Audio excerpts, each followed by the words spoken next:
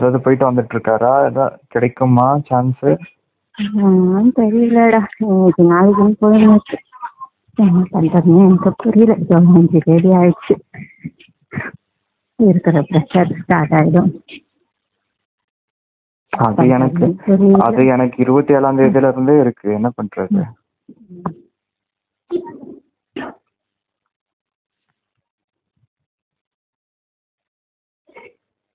எப்ப வருதுன்னு தெரியல. டெய்லி அது கைக்கு வர வரையும் ஒன்னும் சொல்றதுக்கு இல்லை அவங்களதெல்லாம்.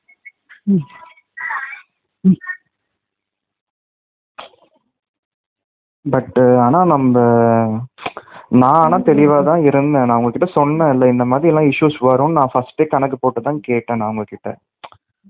அதெல்லாம் பரவாயில்ல, வராது வராது வராதுன்னு சொன்னீங்க. அவ்வளவு கான்பிடென்ட் இருக்கக்கூடாது. என்னதான் இருந்தாலும் என்ன நடக்கும் நடக்காதுன்னு முன்கூட்டியே புரிஞ்சுக்கிற அறிவு இருந்தும் அதை யூஸ் பண்ணிக்கலன்னா வேஸ்ட். ஹெல்த் இப்படி ஆகும்னு நினைச்சோமா? அந்த கடை கொடுத்துருவோம்னு நினைச்சோமா? என்ன பண்ண சொல்ற நீங்க? ஆனா நீங்க ஹெல்த் ப்ராப்ளம் எல்லாம் விடுங்க. அந்த ஹோட்டலை பத்தி எனக்கு சொல்ல கூட தெரியாது. அம்மாக்கும் ஹோட்டல் ஆரம்பிச்சது தெரியாது, எனக்குமே தெரியாது. நீங்க ஃபுல் அண்ட் ஃபுல் வெஜிடபிள் ஷாப்பை மையமா வச்சுதான் கேட்டீங்க, நானும் கொடுத்தேன். ஃபர்ஸ்ட் நான் வந்த அன்னைக்கு வெந்தயக்கீரை வேஸ்ட போச்சு, அதெல்லாம் கூட கணக்கு வரும். எவ்வளவு ரெண்ட் கட்டுறீங்க, எப்படி எல்லாம் நான் யோசிச்சேன். அப்ப அதுதான்ப்பா பிசினஸ்.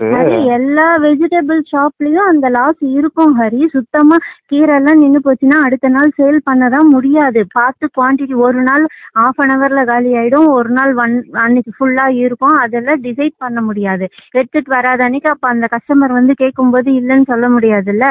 என்னைக்கு தேவையோ அன்னைக்கு தானே வாங்குவாங்க. எல்லாத்தையும் பேஸ் பண்ணி தானே ப்ராஃபிட் லாஸ் கால்குலேட் பண்ணி நல்லா தானே ஓடிட்டு இருந்தது. நானும் உனக்கு சொன்னேன். திரும்ப திரும்ப அதுலயே வந்து நீனா என்னடா பண்ண முடியும்? அப்ப நீங்க இப்ப கடனை எங்கெங்கயோ வாங்கி அந்த கடனை அழிச்சதுதான் வீணா போயிருக்குதுன்னா அப்ப அதை நீங்க ஹேண்டில் பண்றது கரெக்டா ஹேண்டில் பண்ணி இருந்திருக்கணும்லப்பா. எனக்கு வெளியே இருந்ததெல்லாம் தெரியாது ஹரி. நான் இருந்த தண்டல் சால்வ் ஆகும். சரி, ரேட் ஆஃப் இன்ட்ரெஸ்ட் ஜாஸ்தியா இருக்குன்னு சொல்றதுனால நீயும் சப்போர்ட் பண்ண. உனக்கும் ஃபெசிலிட்டி இருந்தது, பண்ணோம், யூஸ் பண்ணிக்கிட்டோம். பண்ணலாம், சால்வ் ஆகும். வெயிட் பண்ணு, காசு வந்ததும் கிளியர் ஆயிடும். அதுதான் சரி. அதுதான் ஒரு வார்த்தை கால் பண்ணா அவருக்கு சைலண்ட்ல இருந்தது. அவரும் எடுக்கல, நீங்களும் எடுக்கல. ஒரு தடவை தான் ட்ரை பண்றேன் இப்பெல்லாம். எதுக்கு தேவையில்லாம ட்ரை பண்ணா எடுக்க மாட்டாங்க. அப்ப ஸ்ட்ரெஸ்ஸிங் அதிகமாகவும் கோவம் வரும். தேவையில்லாத தலைவலி. இப்ப ஆல்ரெடி நான் அரேஞ்ச் பண்ணி கட்டிக்கிட்டு இருக்கேன். கால் பண்ணாலும் நான் திரும்ப பார்த்தா நான் திரும்ப கால் பண்ணுவேன். வெயிட் பண்ணு, வந்த உடனே கொடுக்குறேன். அது சரி. அதுதான் அடுத்த மாசத்துக்குலாம் ரொம்ப நெருக்கடி ஆயிடுமே. இப்பவே இப்படி இருக்குதுன்னு பாக்குறேன். என்ன பண்ணட்டும்? நீயும் பாக்குறேன்னு சொன்ன, அது நமக்கு அதுவும் சப்போர்ட் ஆகல. இப்ப இருக்கிற வேற ஆப்ஷன் ஒன்றும் கிடையாது. அவங்க கிட்ட இருந்து வரணும். அது வரைக்கும் வெயிட் பண்ணி தான் ஆகணும். என்ன சொல்றதுன்னு ஒன்றும் புரியல. அது கிடைக்காதது ஒரு சிலத்துல நல்லதுன்னு தோணுது. அப்ப கடவுளா வந்து ரிஸ்க் பெருசா அது ஏன் கரெக்டா அது வந்து 31 ஜனவரியில போகணும்? என்னவோ, என்ன சொல்றது ஒன்றும் புரியல எனக்கு. அது பயமா இருக்குது. அது இப்ப இந்த பேமெண்ட்டுக்கு இந்த உங்களது இஎம்ஐ கட்டுறதுக்கு நான் கிரெடிட் கார்டுல இருந்து மாத்தி மாத்தி கட்டி வச்சிருக்கேன். இப்ப அந்த கிரெடிட் கார்டு எல்லாம் அடுத்த மாசம் வந்துடும். அதுல 30,000 ரூபாய் கிட்ட எடுத்து வச்சிருக்கேன். வரட்டும், பேமெண்ட் வந்தாதான் எது ஒன்றும் பண்ண முடியும். அதுக்கு சார்ஜ் கிட்டத்தட்ட போட்டு வச்சிருக்கேன் 1000 ரூபாய் கிட்ட.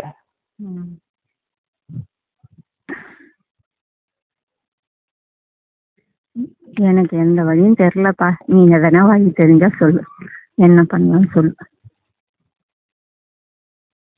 போய் ஃபாலோ பண்ணி வாங்கணும். அதை பண்ணிக்கிட்டு இருக்கோம். போயிட்டு இருக்காரு, வந்துட்டு இருக்காரு. அதுதான் பண்ண முடியும்.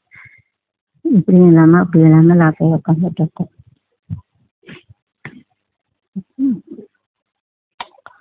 இந்த உங்களுக்கு கட்ட வேண்டியதுக்காக என் பேமெண்ட்டுக்கு நாங்க கேட்குறோம். அங்க கோவப்படுறாங்க அவங்க.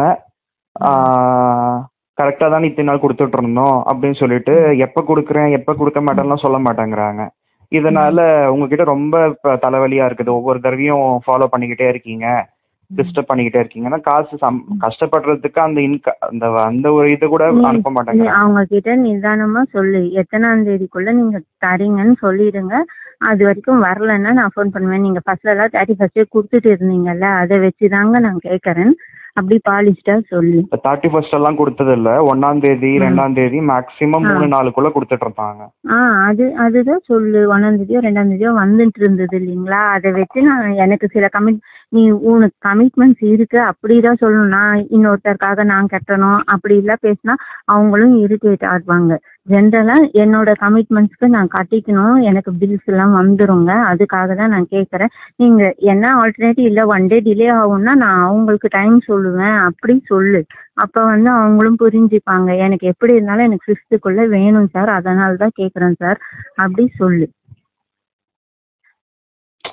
அது கேட்டதுக்கு இனிமே அப்பப்ப கேட்காதீங்க, கடைசியா சொல்லிடுறேன் 4th 5th வரலன்னா கேளுங்க அதுக்கப்புறம் அப்படின்னு. அதுதான் சொன்னேன். ஒரு டைம் ஒரு வாட்டி டிஸ்டர்ப் ஆச்சு, அதனால நீ 31st நச்சரிச்சா அவங்களுக்கும் கோவம் வரும். அதுதான் நீ ஒரு 5th வரைக்குமாவது ஜென்ரலா சேலரினா வெயிட் பண்ணி ஆகணும். ஒவ்வொரு வாட்டி சீக்கிரமா கொடுத்துட்டு இருந்தாங்க, அதனால சரி ஒரு வாட்டி கேட்டுட்டு சார் எப்ப கிடைக்கும்னு நீங்க சொன்னீங்கன்னா அதுக்கேற்ற மாதிரி நான் பிளான் பண்ணிப்பேன். அதோட விட்டுடணும், நிறைய பேசக்கூடாது. அப்போ அவங்களே இப்போ 5ஆம் தேதி கொடுக்குறோம், இல்லை 6ஆம் தேதி கொடுக்குறோம், இல்லை 4ஆம் தேதி கொடுக்குறோம், ஏதோ ஒன்று சொல்லுவாங்க. அப்போ அந்த 4ஆம் தேதி முடிஞ்சதுக்கு அப்புறம் தான் நம்ம அவங்கள கேட்க முடியும். பிஃபோரா 4ஆம் தேதி காலையிலேருந்து கேட்டுட்டு இருந்தோம், அவங்க இரிட்டேட் ஆவாங்க. அது சரி, அவங்க தர வேண்டியதுதான் இல்லைன்னு சொல்லல. அது எல்லாரும் ஒரே மாதிரி இருக்க மாட்டாங்கல்ல. நம்ம கட்டுறதுக்கு நம்ம முன்னாடியே காலையிலேயே கட்டிடுவோம் கையில இருந்தா. எல்லாரும் அந்த மாதிரி கிடையாதுல்ல. எவ்வளவு டிலே பண்ணலாமோ பண்ணலான்னு பண்றாங்க. என்ன பண்றது, நம்ம சுபாவம் இப்படி, அவங்க சுபாவம் அப்படி. அப்புறமா என்ன பிரான்ச்சஸ் மேல பிரான்ச்சஸ் ஆரம்பிச்சுக்கிட்டு இருக்காங்க. அதுல இருக்கும் கொஞ்சம் வேலை இருக்குதுங்கன்னா அது வேலையா இது வேலையா? ஆல்ரெடி இப்ப இருக்கிறவங்களுக்கு கரெக்டா கொடுத்து இவங்களை சாட்டிஸ்ஃபை பண்ணாதானே இவங்க கரெக்டா. நான் எது இருந்தாலும் இல்லைனாலும் ஒர்க் பண்ண தான் போறேன். பட் ஆனா எப்படி இருக்காங்க அவங்க பிசினஸ் எஸ்டாப்ளிஷ்மெண்ட்னு வளர்ந்துகிட்டே போறாங்க. நம்ம மட்டும் அவங்களுக்கு உழைச்சு கொட்டி நம்ம வீணாக போறோம்.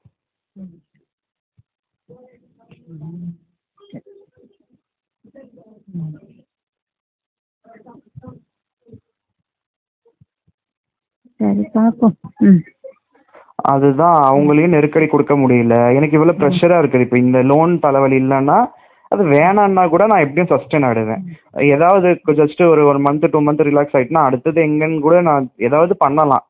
அது கொஞ்சம் ரிலாக்ஸிங்கா இருக்கும். இது ஒரு கமிட்மெண்ட்டே தலைவலியா இருக்குது. லோன் இருக்குது, லோன் கட்டணுமே, அப்படியே தலைவலி, அந்த ப்ரெஷரே அதிகமா இருக்குது தினமும். என்ன பண்றது, ஏடா கூடமா மாட்டிக்கிட்டு இருக்கோம். இப்படி ஆகும்னு நானும் நினைக்கல, நடந்துருச்சு. அதுல இருந்து மெல்ல தான் வெளியே வரணும்.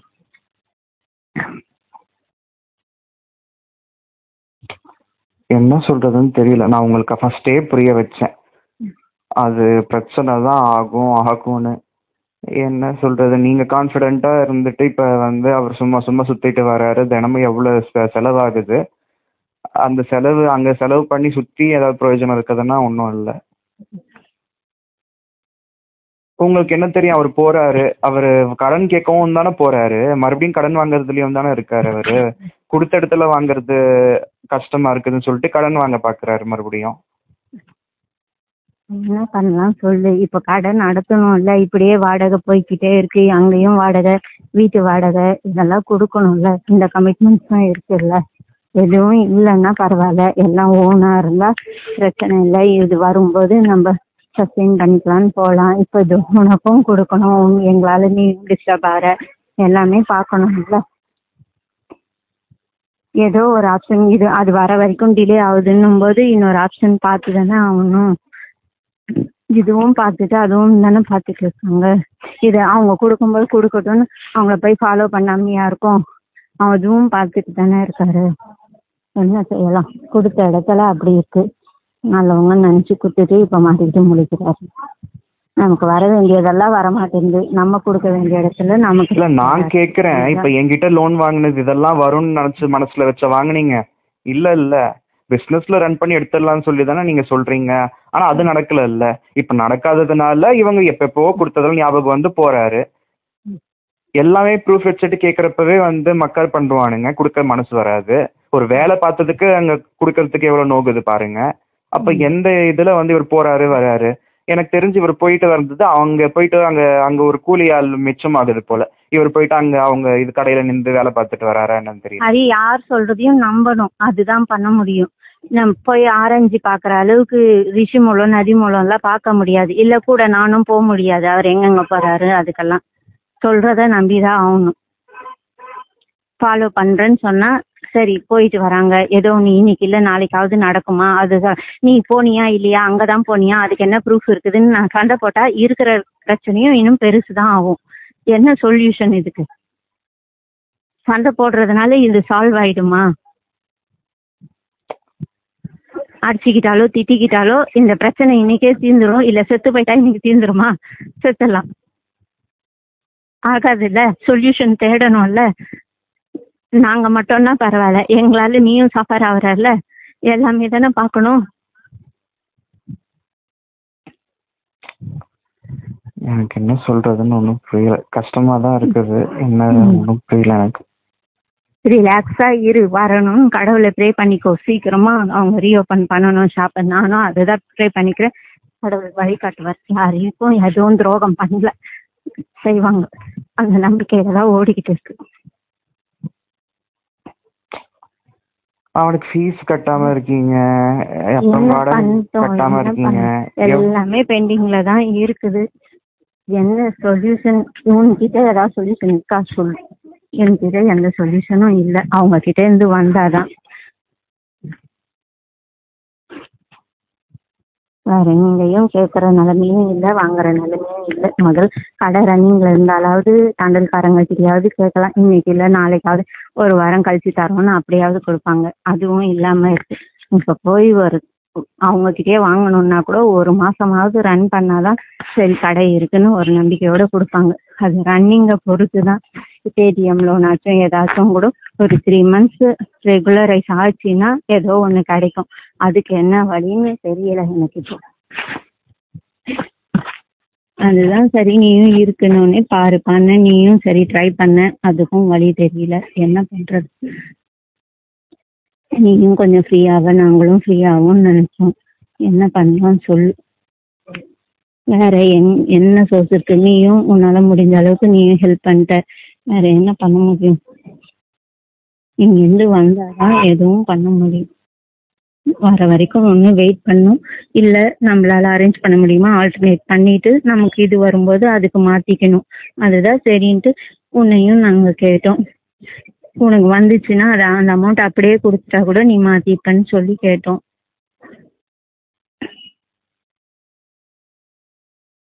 பட் ஆனா அது கிடைச்சிருந்தாலுமே எனக்கு தலைவலி தானே. அது என் சைட்ல இருந்து நீங்க பார்க்கணும்ல. இப்ப நேற்று கணக்கு போட்டு பார்த்தேன். சரி இவங்க இப்படி கட்டாம இருக்காங்க, இது எப்படி எவ்வளவு தூரம் போகும். சரி நான் மாசம் மாசம் கட்டுறதெல்லாம் கணக்கு போட்டு கிட்டத்தட்ட 25 lakhs 36,000 கட்டுற மாதிரி வருது எக்ஸ்ட்ரா. இப்ப மொத்தமா அவுட்ஸ்டாண்டிங் என்னவோ 20.7 கிட்ட இருக்கு. ஆனா மொத்தமா கட்ட போறது 25 lakhs 36,000 கிட்ட வருது. அப்ப இவங்க கட்டாம விட்டா இருக்கு இல்ல. அது ஃபர்ஸ்ட் எனக்கு பயமா இருக்குது. இந்த டென்ஷன்ல எங்க இந்த வேலை நானா ஏதாவது பிரச்சனை பண்ணி உக்கார போறேனோன்னு வேற பயமா இருக்குது. அவ்வளவு கோவம் வருது. அவனுங்க அப்படிதான் பண்றானுங்க. நீங்க ரொம்ப டிஸ்டர்ப் பண்றீங்க அது இதுன்னு. இது அங்க போயிட்டு பாஸ் கிட்ட சொல்லுவாங்க. அந்த பாஸ் வந்து பைத்தியக்காரன் எதையாவது. என்னால அவங்களுக்கு தான் ப்ராஃபிட் இருக்கு. இல்லைன்னா அவங்க ஏன் மறுபடியும் வந்து வாய்ஸ் மெசேஜ் எல்லாம் கொடுத்து எல்லார்கிட்டையும் நான் சாஃப்டா தான் ஹேண்டில் பண்ணிக்கிட்டு இருக்கேன், உங்ககிட்ட தான் என்ன பண்றதுன்னு தெரியல, நீங்க ரொம்ப டிஸ்டர்ப் பண்றீங்க, 27ஆம் தேதி ஆரம்பிச்சிடுறீங்க அப்படின்னு. நீ தப்பு தானே. 27th பண்றது தப்பு தானே. 31st வரைக்கும் அட்லீஸ்ட் நீயே சொல்ற 1ஆம் தேதி 2ஆம் தேதி. அப்போ 27th இருந்து நீ டெய்லி பண்ணிக்கிட்டு இருந்தா அவங்களுக்கும் டெய்லி பண்றது கிடையாது. நான் வந்து ப்ரொஃபஷனலா இருக்கேன். 27th அவங்க இன்வாய்ஸ் எல்லாம் வந்து அனுப்ப சொல்றாங்க, அனுப்பிடுறேன். அது நான் என்ன கேக்குறேன், விட்டுடு. 27th அனுப்பிட்டு 2nd வரைக்கும் வெயிட் பண்ணு. இப்போ 5th சொல்லிட்டாங்க, 5th வரைக்கும் வெயிட் பண்ணு. அப்ப வரைக்கும் கேட்க முடியும். இல்ல அதை கன்ஃபார்ம் பண்ண மாட்டேங்கிறாங்க. ஓகே இந்த அமௌண்ட் உங்களுக்கு கன்ஃபார்ம் அப்படின்னு ஒரு வாய்ஸ் மெசேஜோ இல்லைன்னா வாட்ஸ்அப்லயே போட்டா என்ன, இன்னைக்கு வரைக்கும் என்ன அமௌண்ட்னு எனக்கு கன்ஃபார்ம் பண்ணல. எப்ப வரப்போகுதுன்னு கன்ஃபார்ம் பண்ணல. நீ அனுப்புற பில்ல அவங்க கிளைம் போடுறத ஃபுல்லா தானே கொடுக்குறாங்க. அப்புறம் ஏன் பயப்படுற? அதுல ஆல்ரெடி போட்டது கம்மி பண்ண சொன்னாங்க, பண்ணி அனுப்பிட்டேன். அது இப்ப ஃபைனலா போட்டது கூட கன்ஃபார்மான்னு சொல்ல மாட்டேங்கிறாங்கல்ல. அப்ப டைலமா சிச்சுவேஷன்ல தானே இருக்கும். 2 பிரான்ச்சுக்கும் 2 ஆளு கூட மல்லு கட்ட வேண்டியதா இருக்குது. எனக்கு இந்த அமௌண்ட் எனக்கு இந்த டேட்டுக்கு வந்துடும் எனக்கு சொல்லிட்டு அந்த டேட்டுக்கு வரணும். அவங்க அந்த டேட்டும் சொல்ல மாட்டேங்கிறாங்க, அந்த அமௌண்ட்டும் சொல்ல மாட்டேங்கிறாங்க. அவங்க தலைவலியாக இருக்குது எனக்கு. நான் எக்ஸல் ஷீட் மெயின்டைன் பண்ணி பழக்கப்பட்டவன். ஈவன் நீ எங்கன்னா ஜாபுக்குன்னு போனா கூட முன்ன பின்ன தான் இருப்பாங்க ஹரி. இது இன்னும் அப்ராட்ல இருந்து உனக்கு அனுப்புறாங்க, பிரான்ச்சஸ் ஓபன் பண்ணிக்கிட்டே இருக்காங்க, எந்த மாசமும் உனக்கு மிஸ் ஆகலைல்ல, அப்புறம் ஏன்டா பயப்படுற? எனக்கு ஒன்றும் புரியல. நீயா ஸ்ட்ரெஸ் ஏற்றிக்கிறேன்னு தான் நான் சொல்லுவேன். வெயிட் அந்த டேட்டுனா அந்த டேட் வரையும். இப்போ 27th நீ கொடுத்துருக்க பில்லு அவங்க 2ஆம் தேதி ஜென்ரலாக போடுவாங்க, 2ஆம் தேதிக்கு மேலேயாச்சும் நீ ஃபாலோ பண்ணால் பரவாயில்ல. இல்லை சரி ஓகே இந்த முறை சொல்லிட்டாங்கல்ல 5th வரையும் வெயிட் பண்ணுங்கன்னு, நெக்ஸ்ட் மந்த்லேருந்து 5th வரையும் வெயிட் பண்ணிவிட்டு அதுக்கப்புறமா கேளு. அதை அப்படியே விட்டுடு. அதையே மனசில் போட்டு நீ எதுக்கு நெருடலாக ஆக்கிக்கிட்டு திரும்ப திரும்ப யோசிச்சுட்டு இல்லை வாட்ஸ்அப்பில் மெசேஜோ ஏதோ ஒன்று அனுப்பிச்சிக்கிட்டு கஷ்டப்படுற. அது அவங்களோட பேசிட்டியா, அதோட அதை விட்டுடணும். திரும்ப என்னைக்கு சொன்னோமா அன்னைக்கு தான் இது பண்ணணும். நீ எல்லாத்தையுமே வச்சுக்கிட்டு எல்லாமே இப்படி இருக்கு அப்படி இருக்குன்னு யோசிச்சுட்டே இருந்தீங்கன்னா சொல்யூஷனே கிடைக்காது. தலைவலி தான் வரும் திரும்ப திரும்ப. கைக்கு வரலன்ற ஸ்ட்ரெஸ்ஸு ஏறிக்கிட்டே போகும் ரிப்பீட்டடாக நினச்சிட்டே இருந்தா. அதுதான் எதுக்கு பயப்படுற? வரப்போகுது நல்லா. இப்போ அவங்க அனுப்பிட்ட உடனே ரிலாக்ஸ் ஆயிடுறல, அந்த கொஞ்ச நேரம் உன்னால ஏன் பொறுமை இல்லாம இருக்க? நீ மந்த்லி சேலரி தான் கரெக்டா வரப்போகுது, அதுக்கே ஏன் ஸ்ட்ரெஸ் ஏத்திக்கிற? இல்ல நான் என்ன சொல்றேன்னா, இதே அவங்க இடத்துல நான் இருந்தாலும் கரெக்டா நான் அனுப்பிடுவேன், யாருக்கும் எந்த தலைவலி கொடுக்க மாட்டேன். எல்லாரும் ஒரே மாதிரி இருக்க மாட்டாங்க ஹரி, எல்லாரையும் எதிர்பார்க்க முடியாது. நம்மள மாதிரி எல்லா 5 விரலும் ஒரே மாதிரி இருக்குதா? ஆனா அங்க ஒர்க் பண்ணப்பெல்லாம் 31st 1ஆம் தேதியெல்லாம் கரெக்டா சேலரி விழுந்துடும். அப்போ அங்கே எம்ப்ளாயீஸுக்கு வந்து வேலை பார்த்தாலும் பார்க்கலனாலும் விழுந்துடும். அப்போ நாங்கள் இவ்வளோ கஷ்டப்பட்டு இங்கே நைட்டும் பகலுமா வேலை பார்த்தா நமக்கு கொடுக்க மாட்டேங்கிறோம், கோவம் வருமா வராதா? கொடுக்க மாட்டேங்கிறோம், லேட்டாக அனுப்புகிறாங்க. லாஸ்ட் மந்த்து அது ஏதோ பேங்க் ப்ராப்ளம் சொல்லி மல்லு கட்ட வேண்டியதாக போய். இப்போ நீ அங்கே ஃபாரினில் போய் இருந்து ஸ்டே பண்ணினா உனக்கு எவ்வளோ டிஸ்டர்பன்ஸ் இருக்குது? ஒரு ப்ளஸ் இருந்தால் ஒரு மைனஸ் இருக்குது. இது பெட்டர்னு தானே இந்த ஆப்ஷன் சூஸ் பண்ண. அது அமைஞ்சு போச்சு. 2 days 3 days வெயிட் பண்ணி தானே ஆகணும். சரி, அது அம்மாவுக்கு வந்து ஹாஸ்பிட்டலில் சுற்றுறப்ப அமைஞ்சு போச்சு. அவங்க ஹாஸ்பிட்டலில் இருக்கேன்னா கூட கொஞ்சம் பார்த்து பண்ணுங்கன்னு சொல்லி நான் ஹாஸ்பிட்டலில் அட்டண்டர்ஸ்லாம் வந்து நான் இங்கிலீஷில் நடத்துறதெல்லாம் பார்த்துட்டு எப்படிலாம் சண்டைக்கு வருவானுங்க தெரியுமா? நீ பண்ணுறதெல்லாம் டிஸ்டர்பாக இருக்குது, எங்கள் அம்மா எல்லாம் வந்து ரொம்ப அழுகுறாங்க, எப்படியெல்லாம் சண்டைக்கு வந்தானுங்க தெரியுமா? ஒரே வந்து அடிக்க வரானுங்க, எல்லாரும் அடிக்க வந்து டாக்டர்ஸ்லாம் வந்து என்னப்பா நீ பண்ணுறது நல்லா இருக்குது, ஹாஸ்பிட்டல் நினச்சியா உன் வீடுன்னு நினச்சியா, இங்கே உட்காந்தெல்லாம் இந்த மாதிரிலாம் ஆஃபீஸ் வேலைலாம் பார்க்க முடியுமா, இது என்ன லேப்டாப்லாம் இதெல்லாம் ஃபஸ்ட்டு அலோடே கிடையாது, அது இதுன்னு சொல்லிட்டு அவனுங்க 24 மணி நேரம் ஃபோனில் இன்ஸ்டாகிராமு யூடியூப்னு கண்டதையும் லவுட் ஸ்பீக்கரில் வச்சுக்கிட்டு கேட்டுக்கிட்டு எப்படியெல்லாம் தூக்கத்தை கெடுப்பாங்க, சிரிச்சுக்கிட்டு கதாலப்பானுங்க. நான் அங்கே ஒரு 1 hour 2 hour நான் கிளாஸ் எடுத்தால் கூட வம்பு சண்டைக்கு வந்தானுங்க. அம்மா இதெல்லாம் பார்த்துட்டு தான் வேணாம் நான் ஹாஸ்பிட்டலுக்கு வரலடா, உன் கூட என்னால் முடியாதுடா அப்படின்னு சொல்லி அவங்க அழுகுறாங்க, வரல கடைசியில் ஹாஸ்பிட்டலுக்கு.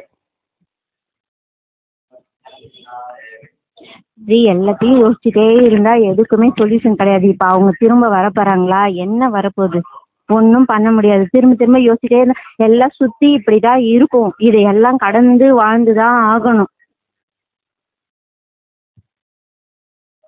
ஒன்னும் பண்ண முடியாது. எப்படி இருக்குன்னு பாருங்க. அவங்க பசங்க எல்லாம் கண்டது ஒரு 5 minutes இதுல 10% தான் இருக்கு சார்ஜ், ஒரு 20% போட்டு நான் பண்றேன். ரீசவுண்ட் வருது எனக்கு. Okay okay okay. மாட்ட சார்ஜ்ல பண்ணிக்கோண்டாவா? இல்ல எக்ஸாஸ்ட் ஃபேன் ஒர்க் ஆகாம போச்சு. சரி 1 மாசம் ஆகி போச்சு. எனக்கு அந்த மாதிரி விட்டுட்டு இருந்தா மனசு வராது. சரி கூப்பிட்டேன் ஒருத்தர், அவர் வந்து செக் பண்ணிட்டு இருக்காரு. சரி பாரு. இல்ல நீங்க பேசுங்க, அவங்க அங்க వర్క్ பண்ணிட்டு இருக்காங்க, நீங்க ఇங்க పేసి పోறீங்க. ఉన్ని పర్వాలే నువ్వు ఆడ చూసుకో. లేదప్పా వాళ్ళు అక్కడదా వర్క్ చేస్తున్నారు, మనకేం పని లేదు. ఆయన బాగా పని చేసేలాగా ఉన్నాడు కదా, మనకేం. సరిపా అదిదా మాట్లాడతాను, తీసుకోకుండా పెట్టేస్తాను. అదిదా ఆ పేమెంట్ రిలీజ్ చేయనే అంటారు. ఎంతసేపు బతిమలాడితేనో ఇసుక పెట్టి మళ్ళీ కన్ఫర్మ్ చేసినాడు, ఆ ఇన్స్టిట్యూట్కి ఇంత ఈ ఇన్స్టిట్యూట్కి ఇంత అని చెప్పి కన్ఫర్మ్ అయింది. అది ఎప్పుడు పంపిస్తాడు అని చెప్పి రాసామని అంటున్నాడు. అది ఇప్పుడు ఈ ప్రెషర్ ఉంది. ఇప్పుడు మీకు తీసిన లోను లేకపోతే ఈఎంఐస్ లేకపోతే అది వస్తుంది, ఎప్పుడు వస్తేనో దాంట్లో మనకి ఖర్చు పోయి బ్యాలెన్స్ ఎఫ్డి వేసుకుంటా ఉంటేనే. ఇప్పుడు అది ఆ ప్రెషర్. ఇప్పుడు ఏం తెలిసయింది, వాడు కన్ఫర్మ్ చేసేస్తున్నాడు ఈ నెల రావాల్సిందే. ఇప్పుడు దాంట్లో వచ్చే నెల ఖర్చుకి ఇప్పుడే స్టార్ట్ చేసేసింది తలకాయ నొప్పి. ఇప్పుడు వచ్చే నెలకి మనకి చాలదే, వచ్చే నెలకి 45,000 దాకా మైనస్లో ఉంది అని ఇదే తలకాయ నొప్పి. అదిదా నాకు ఇది తీరదులాగుంది. ఇక్కడ ఇంకా ఈ నెల రావాల్సింది రాలేదు, ఆ పేమెంట్ ఇంకా మనం புரியுதா என் ப்ரெஷரு? அது அதனால அதனால அடுத்த மாதம் நான் கட்டுறது பெரிய விஷயம். ஆனால் அதுக்கப்புறம் வந்து ரொம்ப ஸ்ட்ரெஸ் ஆகிடும். அதனால நீங்கள் எப்படியாவது அதுக்குள்ளே நீங்கள் வெளியில் வர பாருங்க. 3 மாதம் பேமெண்ட்டு 2 லட்ச ரூபா ஆகுதுல்ல, என்ன பண்ண போகிறீங்க, என்ன ஆக போகுது ஒன்றும் புரியல எனக்கு. அதுதான் கொஞ்சம் டென்ஷனாக இருக்குது நிஜமாவே. அவர் அந்த ஆள் அந்த பேமெண்ட் கன்ஃபார்ம் பண்ணது எவ்வளவோ சந்தோஷன்றதை விட அதுக்குள்ளே மனசில் கால்குலேஷன் போகுது. இப்போ இது வருது, இது வந்ததுக்கப்புறம் எப்படி அது இதுன்னு. ஏன்னா இப்போ நான் கிரெடிட் கார்டில் தான் எடுத்திருக்கேன். అవును అదిదా ఒక ప్రెషర్ లేకుండా ఉంటే మనం నిమ్మతిగా ఉంటాం కదా, అది ఒక పక్క. சரி, அது இல்லாமல் இப்போ இந்த மாதம் வருது, இதுவே வராமல் போச்சுன்னா என்ன பண்ணுவேன், அந்த பயம்லாம் வேற வருது. ஒரு అన్సర్టనిటీயோட தான் இருக்கு வாழ்க்கை. సరే, ఇంకో ఇది చెప్తే కోపం చేసుకోకుండా యోచన చేయి కావాలంటే. சொல்லுங்க. ఇప్పుడు మనము లోన్ గానే తీస్తాము అని అనుకున్నాము. నువ్వు వాళ్ళ లోన్ అంటే ఎఫ్డి కావాలంటే క్లోజ్ చేసి ఇస్తావా? నువ్వు కావాలంటే ఇది ఇంట్రెస్ట్ ఏమో డబుల్ గా కూడా ఎత్తుకో. బ్యాంక్ లో ఎంత వస్తుంది నీకు? 1000 రూపాయలు వస్తుందా 1 లాక్కు? నాకు ఒక 5 கமிட்மெண்ட்டுக்கு చెప్పినాను కదా, 5 ఉంటే నాకు కొంచెం ఫ్రీగా. ஏன்பா நீங்க இதுதானே நான் ஃபர்ஸ்ட்ல இருந்து சொன்னேன், வேணாம் சொன்னீங்க, லோன் போட வச்சீங்க. 24 லட்சம் லோன் இருக்குதுல்ல அவுட்ஸ்டாண்டிங். அப்படி சுத்தி எஃப்டிஏ பிரேக் பண்ண சொல்றீங்க, கஷ்டம். அதுக்கப்புறம் எல்லா பக்கமும் மாட்டிப்பேன். సరే సరే ఉడి, నువ్వు స్ట్రెస్ అవుతా ఉండవు, టెన్షన్గా ఉండవు అని చెప్పేస్తా. నేను అడిగిన ఇప్పుడు వాళ్ళ పేమెంట్ వచ్చిందే తిరిగి నువ్వు ఇంకొక 1 మంత్లోనో 2 మంత్లోనో తిరిగి వేసుకునేవచ్చు కదా. கடையிலையா? சரி, இந்த கிச்சன் கீழே இருக்கும்ல, அது வந்து ஓட்டாயிடுச்சு. அது நீங்கள் எப்படி போகிறீங்க, அதனால் அதையும் வாங்கிட்டு வந்துடுவீங்க. நீங்கள் எலக்ட்ரிக்கல் ஷாப் தான் வச்சுருந்தீங்கல்ல?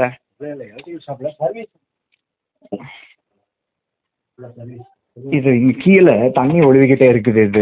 இது எவ்வளோ இருக்கும்? 40 ரூபா அப்படி தான் சொல்கிறாங்க. அது தொடாதீங்க, அழுக்கு இருக்க போகுது. ஒரு 2 வாலிபர் வச்சுட்டா நல்லா இருக்கும்ல. நீங்கள் வச்சுருப்பீங்கன்னு சொல்லுங்க. இப்போ இது நீங்கள் போகிற கடையில் கிடைக்குமா? சரி, அப்போது ஒன்று வாங்கிட்டு வந்துடுங்க. அது ஒன்று மட்டும்தான் போதும் இப்போதைக்கு. இந்த சுவிட்ச் இங்கே கிடைக்காதுன்னு சொன்னானுங்களே. டியூவல் வே சுவிட்ச்னா கிடைக்குமான்னு தெரியல. சரி, நீங்கள் உங்கள் கடையில் வச்சுருப்பீங்கன்னு நினச்சேன் நான். சர்வீஸ். ஓ ஆமாம். சரி ஓகே. நான் கேட்டதுக்கு திருநின்றவூரில் தான் கிடைக்காதுன்னு சொன்னானுங்க. அது இவங்க எங்கே தெரியுமா, அம்பிகா எலக்ட்ரிக்கல்ஸ் கேட்டேன், அது கேட்கல. நீங்கள் சும்மாவே போட்டுட்டு போயிடுங்க உள்ள, லாக்கு உள்ள சும்மா போட்டுட்டு போயிடுங்க. చెప్పండి. సరేరా, అదిదా నేను చెప్పిన, ఇది మనకు డిలే అవుతుంది కదా. ఒక 1 మంత్లో అది వచ్చిందంటే నువ్వు వెంటనే కూడా తిరిగి ఇచ్చైపోతాం. ఎఫ్డి అట్నే వేసుకుంటావు కదా, దానికోసం నువ్వు స్ట్రెస్ అవుతా ఉండవు. ఓపెన్ చేసేసినామంటే మాకు ఒక హోప్ ఉంటుంది.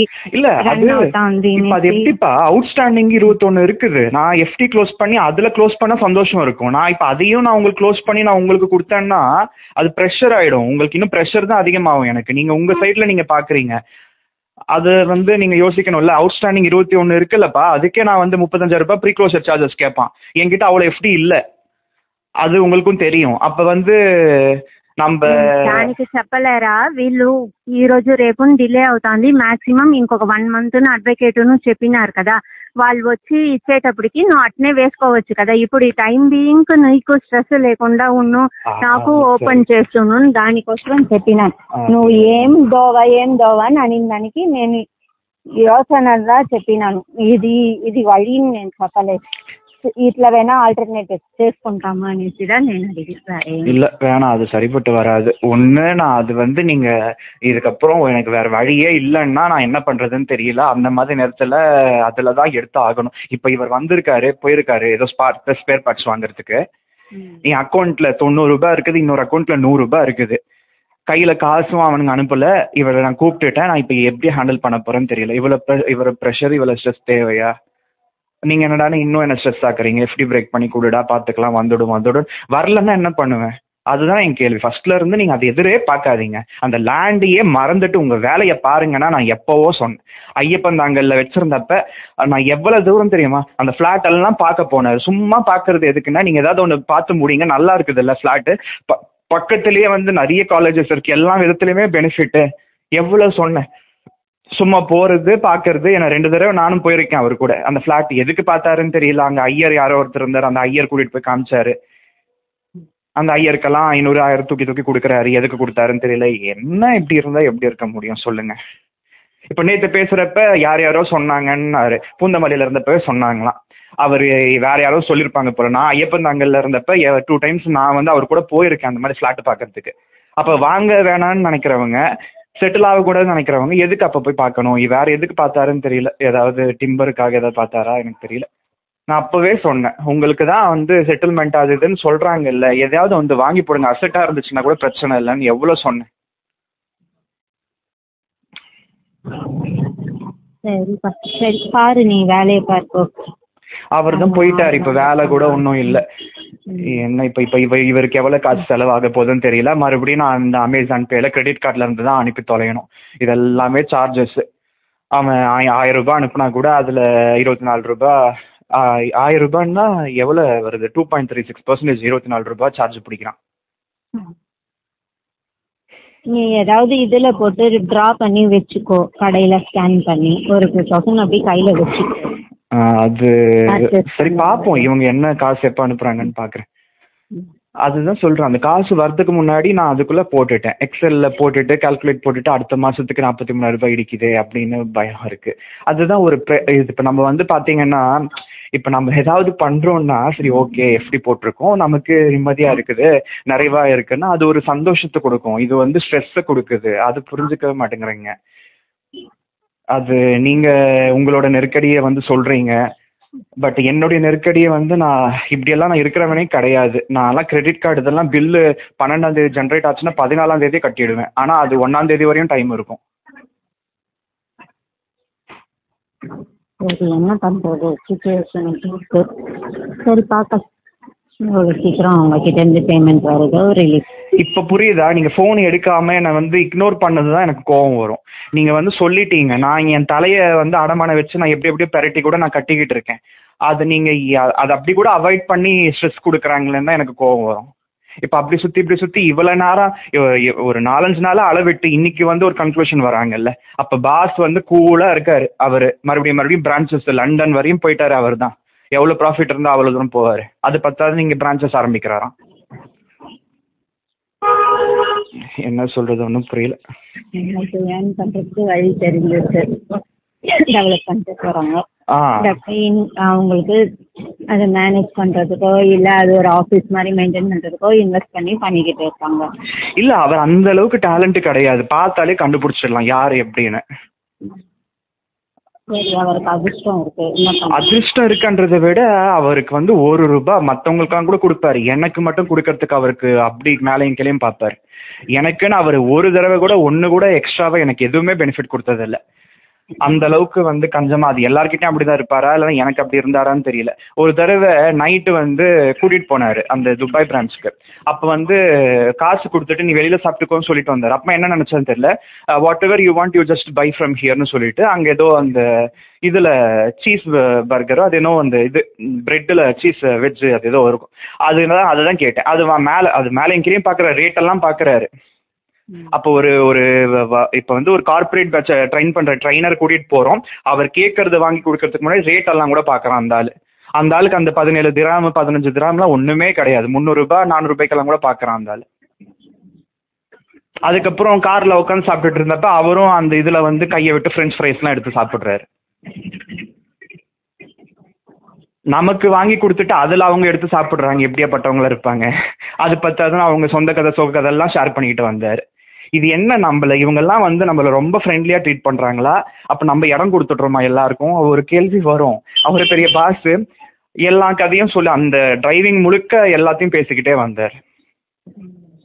நான் சொல்ல வர்றது அவங்க என்னதான் பேசினாலும் எப்படி இருந்தாலும் காரியத்துல கரெக்டா இருக்காங்க பாருங்க. ₹1 செலவு பண்ண யோசிக்கிறாங்க.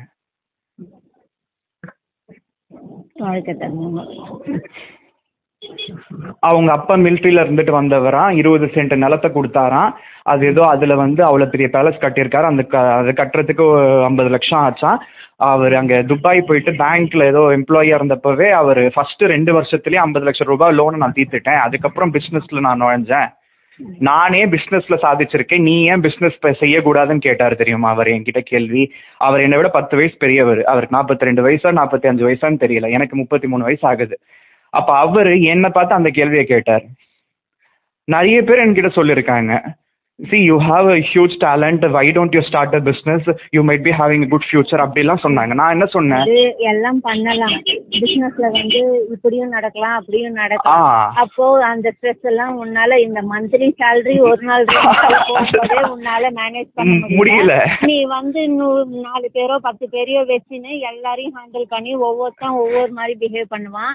அவங்களுக்கு ஏற்ற மாதிரி நடந்து மேனேஜ் பண்ணிக்கிட்டு போகணும். அதுதான் பிசினஸ்ல. அதுதான் சொன்னேன். நான் என்ன தெரியுமா சொன்னேன், எல்லாரோடையும் அட்ஜஸ்ட் பண்ணிட்டு போக முடிஞ்சாதான் பிசினஸ் பத்திலாம். இல்லப்பா அது கிடையாது. மேபி நான் கண்டிப்பா பிசினஸ் ஆரம்பிச்சா அது எல்லாருக்குமே ப்ராஃபிட்டா அமையும் கண்டிப்பா. அது எதுவும் பயம் எல்லாம் இல்ல. நான் அப்ப சொன்னேன், sir I not even settled, okay, I don't have 4 fathers wealth sir.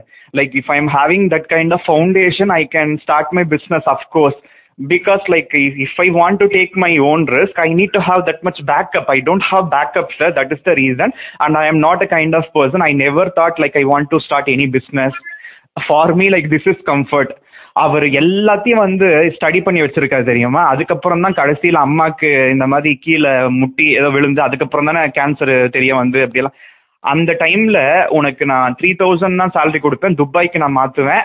அவர் எல்லாத்தையும் கேட்டுக்கிட்டாரு. உனக்கு ஹோம் லோன் எடுத்தியா, அதுல எவ்வளவு பாக்கி இருக்கு, எல்லாமே கேட்டாரு. நான் எல்லாத்தையும் சொன்னேன். சொன்னதுக்கு அப்புறம் இந்த பையனுக்கு சம்பளத்தை கம்மி கொடுத்தா கூட இவன் வேலை பார்ப்பான்னு சொல்லி அப்படி என்ன அட்வான்டேஜ் எடுத்துக்கிட்டாரு. ஒன்னு இவனுக்கு பிசினஸ்ல இன்ட்ரெஸ்ட் கிடையாது, எதுவா இருந்தாலும் கம்ஃபர்ட் ஜோன்ல இருக்கணும்னு நினைக்கிறான். அப்ப அவனோட கம்ஃபர்ட் ஜோனை இன்னும் கூட நம்ம கம்மி பண்ணணும்னு சொல்லி அப்படியெல்லாம் டார்ச்சர் பண்றாங்க. நம்ம கிட்ட எல்லாத்தையும் ஷேர் பண்றாங்க, நம்ம கிட்ட எல்லாத்தையும் கேட்டு தெரிஞ்சுக்கிறாங்க. அது அட்வான்டேஜ் எடுத்துக்கிட்டு இன்னும் கூட அவங்க அந்த 1000 dirhams அவங்களுக்கு என்ன வந்துடும். நான் அங்கே 2 வருஷம் நான் இருந்தேன். அதுக்கு அவர் ஒரு 1000 dirham கூட கொடுத்திருந்தா சந்தோஷப்படுவேனா, கம்மி பண்ணி நான் வேற பிரான்ச்சுக்கு, அதுவும் இன்னும் மெயின்ல இருக்கு, அது இன்னும் செலவு அதிகமாகும், அங்கே அனுப்புவேன்னு சொன்னா எப்படி இருக்கும். So just go and decide like I will give you like 2 days அப்படின்னு சொன்னார். அந்த டைம்ல தான் அம்மா கிட்ட இந்த மாதிரிலாம் சொல்லிட்டு இருந்தேன். என்னம்மா போதும் சொல்லி வந்துட்டான். அந்த அம்மா எந்த டென்ஷன்ல எங்க அந்த 1000 ரூபாய் பென்ஷன் வாங்க போய் எங்க கீழே விழுந்தாங்களோ தலையெடுத்து அப்படி சுற்றி இப்படி சுற்றி ஒன்றுத்துக்கு ஒன்று லிங்க்.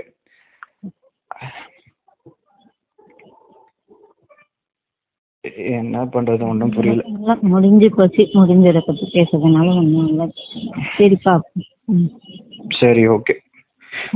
என்ன சமைச்சீங்க? கொசு மருந்து அடிச்சுட்டு இருக்காங்க, ஸ்மெல்லு வருது ஒரே. சரி சரி, என்ன சமைச்சீங்க இன்னைக்கு? காய் கொஞ்சம் இருந்தது, சாம்பார் சாதம். ஓகே, எனக்கு காய் கூட தீர்ந்து போச்சு. போய் வாங்கணும்னா ஸ்கேன் பண்ணி வாங்கிக்கலாம். எதுவும் கூட சமைச்சிக்கல, காலையில இருந்து எதுவும் கூட சாப்பிடல. ஒரு தலைவலியோட உட்காந்துக்கிட்டு இருந்தேன். இதுக்கப்புறம் தான் சொஜ்ஜி மாதிரி ஏதாவது செஞ்சு சாப்பிட்டுக்கணும். காலையில இட்லி தான். சரி, கொஞ்சம் எல்லாம் ஒரு கேரட் 2 பீன்ஸ் அந்த மாதிரி சாம்பார் சாதம். என்ன சொல்றது, கரெக்டா சாப்பிடுறது கூட கிடையாது. ஒரு நாளைக்கு ஒரு வேளை 2 வேளை சாப்பிடுறது, அது கூட இன்னைக்கு சாப்பிடல. சரி ஒரு நிமிஷம் இருங்க, அவர் கால் பண்றாரு, கட் பண்றீங்களா? சரி பாரு நீ, நான் கொசு மருந்து நான் உள்ள போறேன்.